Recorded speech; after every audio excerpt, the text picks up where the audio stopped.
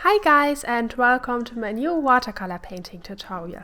I promise I will also have some upcoming oil painting tutorials, but the oil paintings I'm doing are very time intensive, so in the time I'm doing an oil painting I'm probably doing like 10 watercolor paintings, so that's why it looks that I'm only doing watercolor paintings.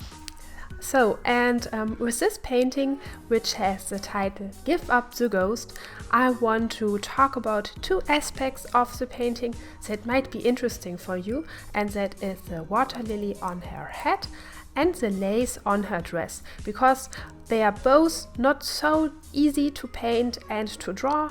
And maybe when I'm explaining my technique and you see how I'm doing it, you can learn and take some things for your own art and your own painting, and I'm always happy if I can help you out.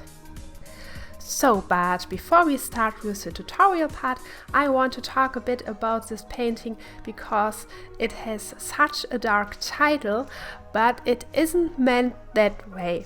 So, when I heard Give Up the Ghost, I immediately thought about the band or the music, the song that were kind of popular in the last year or so. I'm not sure about it, but I kind of had this phrase in my head. And when I painted this motif, it really looked that if she would exhale something like a bad ghost. So in my interpretation, she is giving up a bad ghost and a bad feeling, like the things that make you worry or just negative thoughts that you have and that really draw you down sometimes. So, with this painting, I want to illustrate when you give up all those bad feelings, but not like with force, instead in a very positive and light way, so as if a ghost would really just leave your body, and with this ghost all those negative feelings go away. So I hope this was not too confusing to explain. You know, my English it is difficult for me to explain it in proper English, but I hope you could get it. So, and now we go to the tutorial part. So the first step for painting a nice and beautiful water lily or any other flower you can imagine is that you keep in mind that a flower is very, very soft. And that is an aspect that you have to think about when you're painting it.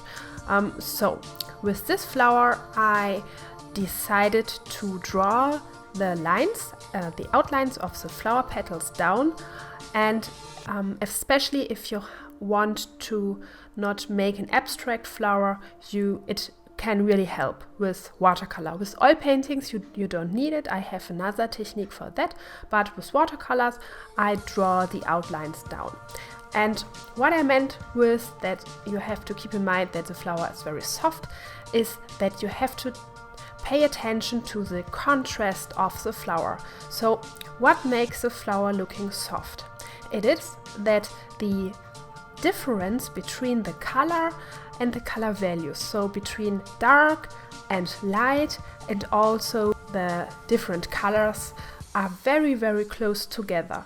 So when I paint flower petals, they are, for example, a little bit rose, and then the next flower petal is a tad bit lighter rose, and so on.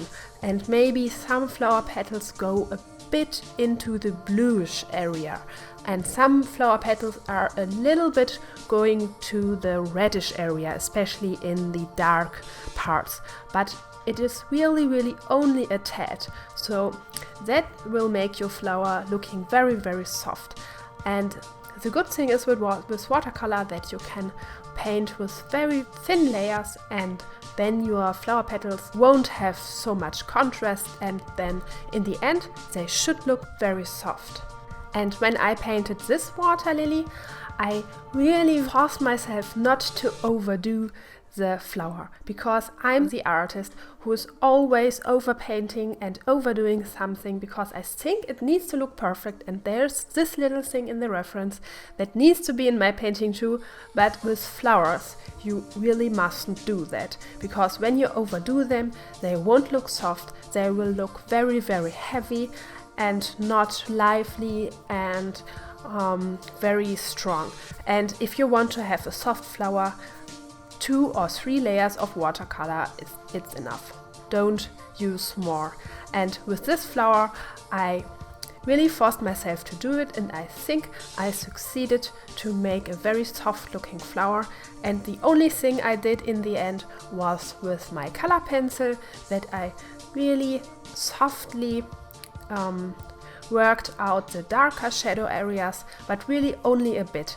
And then my last step is that I take my white ink marker, which you can get in the office store or also in the craft store. The brand doesn't matter, it's just it has to be white ink, and it is for example signing on greeting cards, so that you can sign onto everything with those white ink. And I use this white ink marker to get those highlights on the flower petals. And I think this is like the last step, and it gives the flower a really nice and soft looking in the end, and then it's perfect. No further brush stroke.